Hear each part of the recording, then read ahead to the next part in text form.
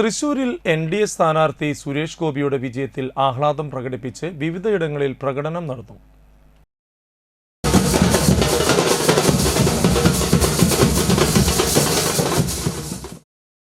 (74,686) വോട്ടുകൾക്കാണ് LDF സ്ഥാനാർത്ഥി VS സുനിൽകുമാറിനെ Suresh Gopi പരാജയപ്പെടുത്തിയത്. K Muraleedharan മൂന്നാം സ്ഥാനത്തായി.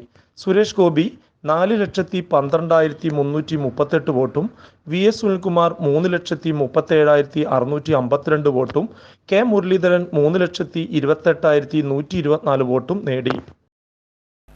നാട്ടിക ഫിഷറീസ് സ്കൂളിനടുത്ത് BJP പ്രവർത്തകർ ആഹ്ലാദ പ്രകടനം നടത്തിയും ജയ് വിളിച്ചും പടക്കം പൊട്ടിച്ചും മധുരം വിതരണം ചെയ്തും വാദ്യമേളങ്ങളുടെ അകമ്പടിയോടും കൂടിയായിരുന്നു ആഹ്ലാദ പ്രകടനം.